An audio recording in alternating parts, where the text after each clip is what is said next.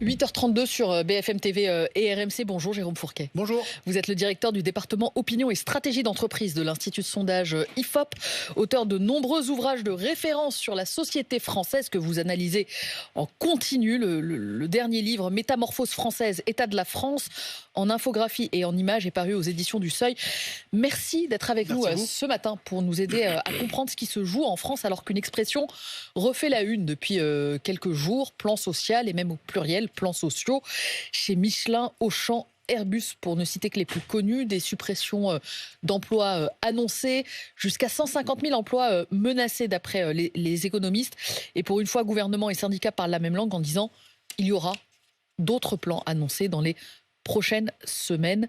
J'ajoute que le chômage est annoncé à la hausse pour l'année prochaine. Jérôme Fourquet, est-ce que la France replonge dans la crise ? Alors, on n'est pas encore dans une situation aussi grave en termes de chômage que ce qu'on a pu connaître ces dernières années. On rappelle qu'on était monté jusqu'à 10, 11, 12% de taux de chômage et qu'aujourd'hui, le taux de chômage se situe à 7,3%. Ce qui avait eu une conséquence tout à fait spectaculaire dans l'état psychologique du pays que nous mesurions dans nos enquêtes d'opinion, c'est que la priorité numéro 1 des Français, qui depuis 40 ans était la lutte contre le chômage, avait complètement disparu des écrans radars. On entendait plutôt, sur vos plateaux ou ailleurs, le refrain selon lequel de nombreux secteurs n'arrivaient pas à recruter. Oui. Et donc, la météo sociale avait changé quand même très singulièrement, notamment depuis le Covid, où, encore une fois, cette crainte du chômage avait disparu ou était très fortement rétrogradée dans le classement des priorités des Français. Revient ? Eh bien, il est un peu tôt pour le mesurer, mais il va falloir suivre cela attentivement, puisque effectivement, les annonces de certains grands groupes qui sont des groupes emblématiques, Auchan, Michelin, Airbus, c'est pas des petites entreprises. Tout ça va peut-être colorer les perceptions des Français et recréer une inquiétude sur le chômage qui, encore une fois, avait disparu. Oui, Jérôme Fourquet, je voudrais vous faire écouter le responsable d'une usine de chimie dans l'Oise, le responsable CGT, Grégory Dubois, qui était ce matin sur RMC. Écoutez. Nous avons appris que nous perdions notre plus gros client. Et puis est arrivé, donc début octobre, l'annonce du plan social, avec la suppression de 130 emplois. On ne savait pas si au mois de janvier ou au mois de février, ils allaient pouvoir continuer à remplir le frigo. Et puis c'est un bassin d'emploi au niveau de l'industrie chimique pas mal sinistré. On est dans l'Oise. Oui. Quand on regarde la carte des plans sociaux évoqués, Auchan, c'est Clermont-Ferrand, Wapi, Bar-le-Duc, Aurillac, Michelin, Chaux-les-Vannes. ExxonMobil supprime des postes à Port-Géraud, près du Havre. Vancorex, c'est de la chimie en Isère. C'est juste à côté de Grenoble. 5000 emplois menacés à Pont-de-Claix. C'est aussi une crise territoriale. On se demande si ces suppressions d'emplois ne recoupent pas ou ne recréent pas une inquiétude sur ce qui a été la France des Gilets jaunes. Est-ce que l'écart se superpose ? Alors oui et non. Une des spécificités, une des caractéristiques de l'industrie, c'était notamment le fait qu'elle avait été présente sur tout le territoire national et qu'elle irriguait des régions entières. Souvent, l'industrie n'était pas aux portes des grandes villes et les exemples que vous avez pris en sont emblématiques. Et donc, quand une usine souvent de taille importante, ferme dans un bassin d'emploi, bien évidemment, c'est un véritable électrochoc puisqu'il y a tout un réseau de sous-traitance qui va être menacé. La crise des Gilets jaunes, c'était une crise de nature un peu différente qui concernait d'abord la population qui se déplace en voiture. C'était une crise de ce que moi j'ai appelé le peuple de la route. Néanmoins, un nouvel affaiblissement, une nouvelle saignée dans le tissu industriel va fragiliser ces territoires. Et peut recréer un mouvement type Gilets jaunes. On sait que c'est notamment l'inquiétude, Jérôme Fourquet, des politiques d'Emmanuel Macron, qui a été très marqué par cet épisode-là. Est-ce que vous percevez, vous, dans les mouvements d'opinion, quelque chose qui ressemble à ce qui a été justement le climat social pré-Gilets jaunes ? Alors, il faut être très modeste, et ça a été très difficile à déceler, cette crise des Gilets jaunes. On voit souvent que des ingrédients existent, mais ce qui manque souvent à un mouvement social, c'est le déclencheur qui fait que tout va s'embraser.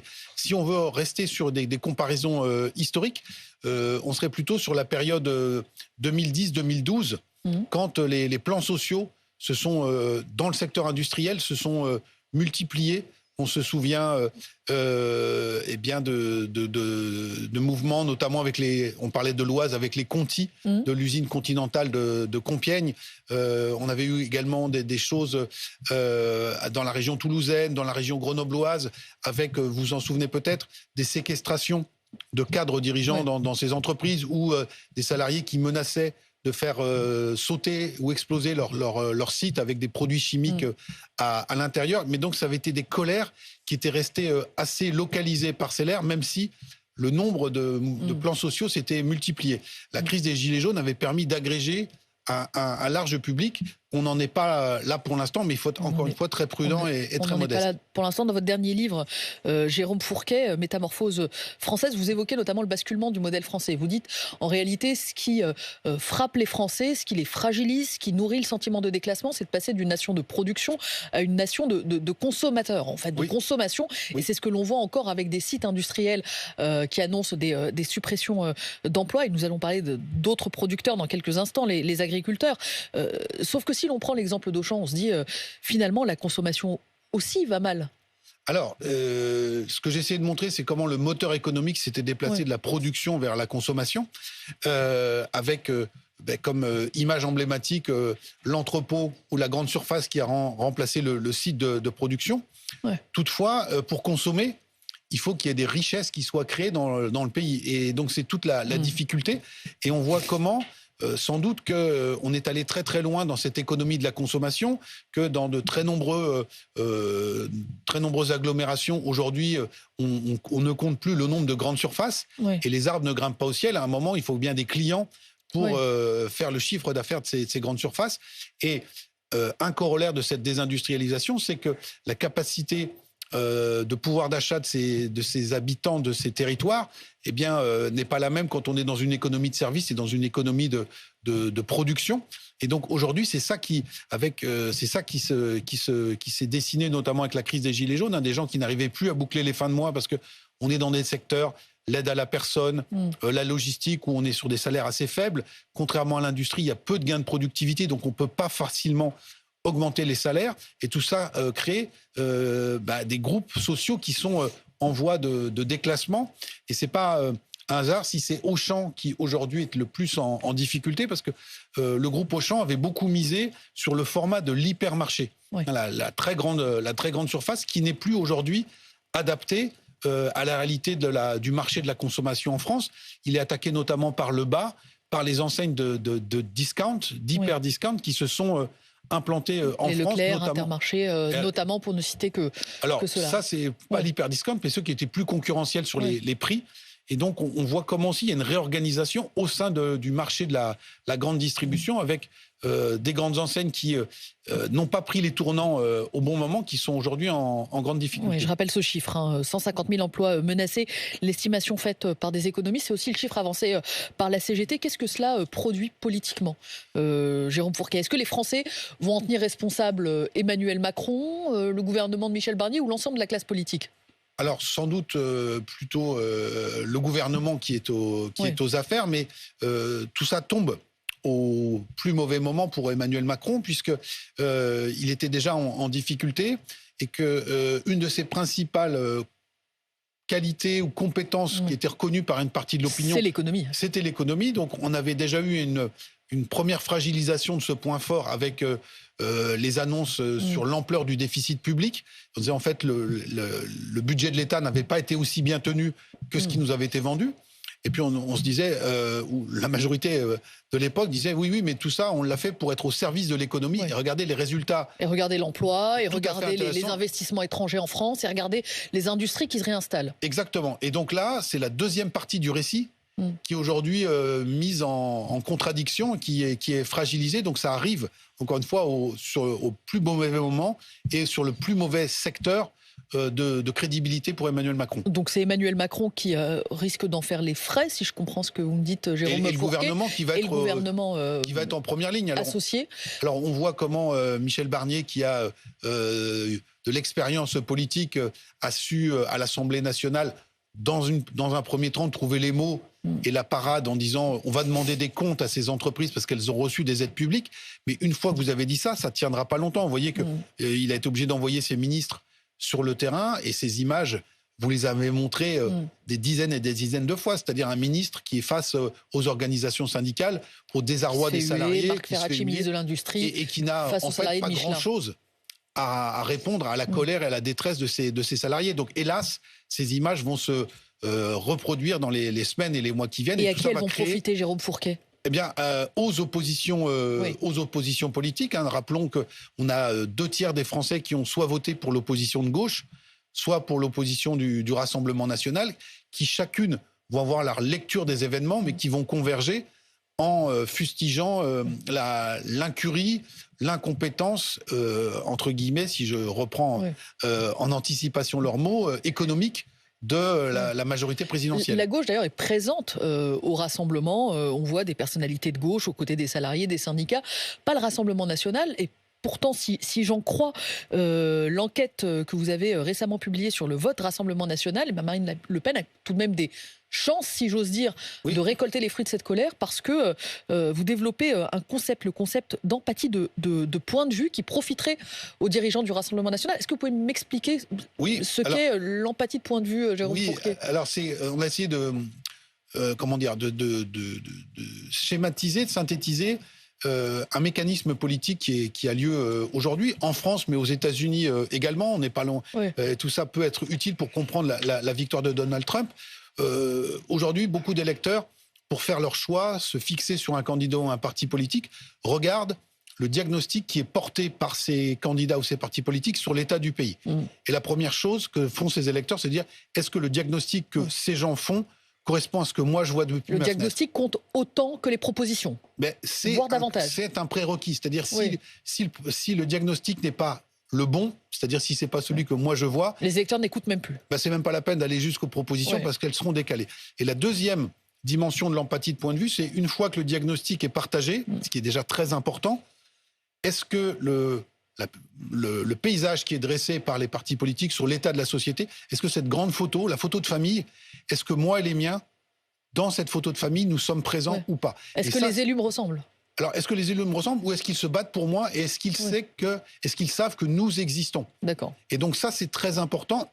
C'est ce que Trump a réussi manifestement à faire advenir aux États-Unis. Et donc, vous voyez bien qu'on peut ensuite critiquer les propositions, on peut critiquer les outrances de positionnement de tel ou tel candidat, mais si déjà vous avez réussi à nouer cette relation avec une part importante de l'électorat en disant ils se battent pour nous et, comme diraient les jeunes, eux au moins ils nous calculent, ils savent qu'on existe, eh bien vous avez déjà quasiment remporté la partie. Jérôme Fourquet, on vient de parler des salariés et de l'industrie, mouvement également de colère chez les agriculteurs. Est-ce que ce sont les mêmes mouvements ? Est-ce que le sentiment de déclassement chez les agriculteurs correspond à ce que vous percevez, à ce que vous analysez chez les salariés, chez les ouvriers ? Alors c'est différent parce qu'on est sur des statuts qui vont être différents. Un agriculteur, il est indépendant. Il est aujourd'hui davantage chef d'entreprise que ouvrier agricole, si l'on peut dire. Et il y a une spécificité très marquée chez les agriculteurs, c'est le sentiment d'être sur un groupe social qui est en voie de disparition. On avait encore 1 million d'exploitations agricoles en 1988. Il en reste 380 000 aujourd'hui. Et donc, c'est la survie même, pas simplement de son exploitation, mais de son univers professionnel qui est en jeu. Et donc, une forme d'insécurité culturelle, économique, existentielle. Existentielle, en disant on va être rayé de la carte. On le montre dans le livre, le poids de l'agriculture en 1988 et aujourd'hui. Vous voyez que dans des régions entières, il reste 1, 2, 3 exploitations dans un village, alors qu'il y a encore 30 ou 40 ans, ils étaient beaucoup plus nombreux. Donc ça, c'est une spécificité qu'on peut peut-être retrouver dans certains secteurs industriels en disant on est la dernière usine du coin, on est le dernier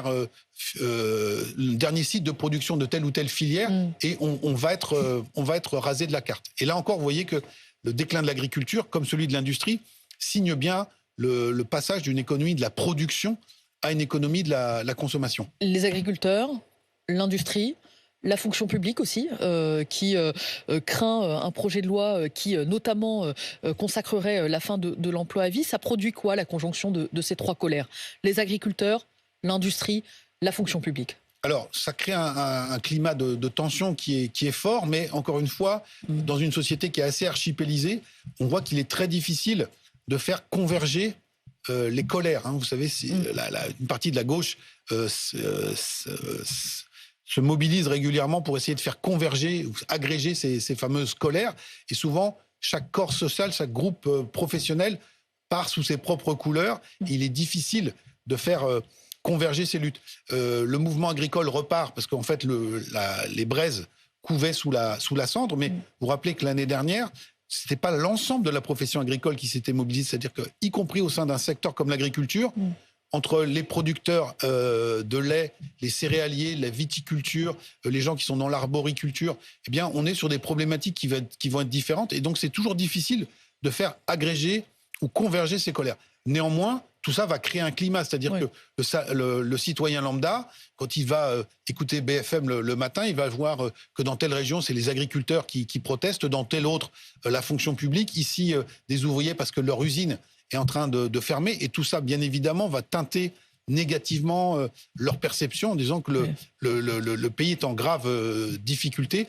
Et tout ça va nourrir l'idée que ce qu'on a vécu cet été avec les Jeux Olympiques n'était qu'une parenthèse enchantée, que l'atterrissage est décidément très douloureux. Oui, Emmanuel Macron voulait que cette année 2024 soit une année de fierté française, disait-il, avec notamment les Jeux Olympiques. Vous craignez que ce ne soit pas le cas, compte tenu de la musique de cette année? On voit comment l'année est en train de se terminer. Et donc, Emmanuel Macron comptait sur les Jeux Olympiques, sur la réouverture de Notre-Dame de Paris, sur les commémorations du débarquement de Normandie.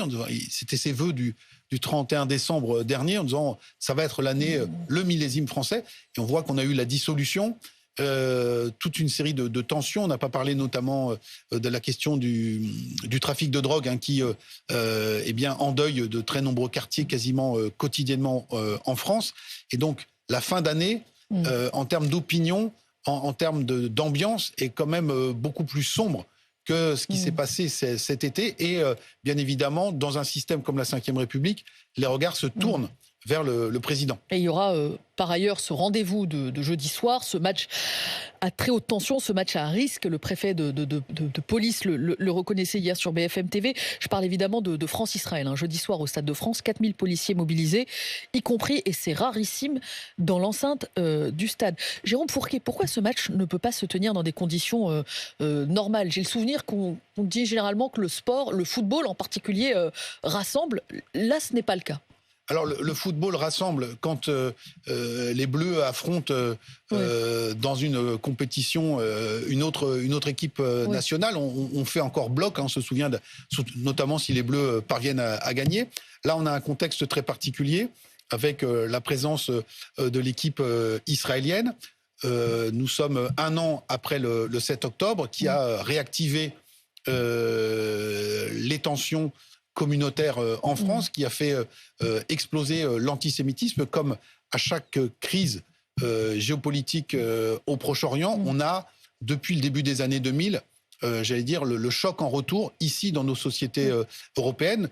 Les autorités sont très inquiètes parce qu'elles ont vu ce qui s'était passé à Amsterdam, et donc elles craignent qu'au Stade de France, on ait potentiellement ce type de manifestation ou de comportement. Mais vous dites, Jérôme Fourquet, il y a eu un moment de bascule au mi-temps des années 2000. C'est-à-dire que depuis, le conflit israélo-palestinien, de fait, est importé en France. Alors qu'on entend des politiques dire il ne faut pas l'importer. Il ne faut pas l'importer, mais c'est le cas.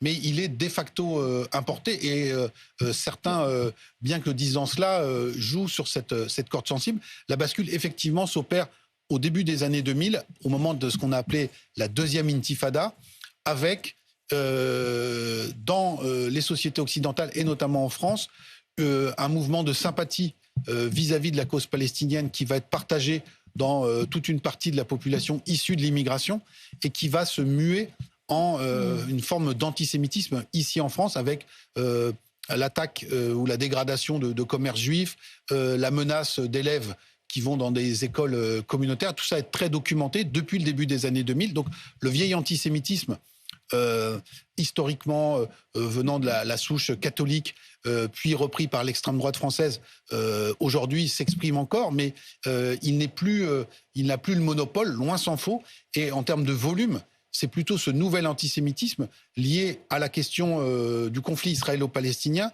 qui aujourd'hui fait parler de lui et fait des dégâts grave dans notre société, et c'est d'autant plus vrai depuis le 7 octobre. S'il fallait se quitter sur une note positive, Jérôme Fourquet, en 30 secondes, est-ce que les Français ont encore une bonne raison d'être optimistes ?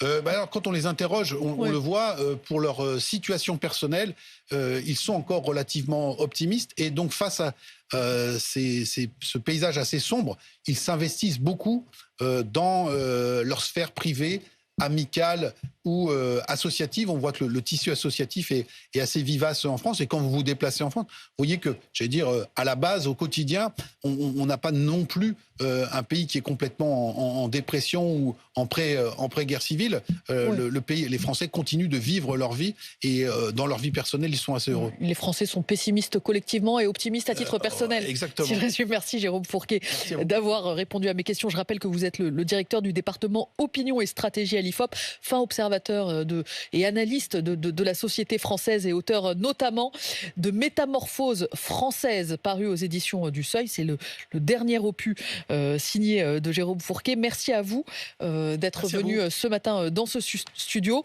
Bonne journée à vous, bonne journée à tous. Je rappelle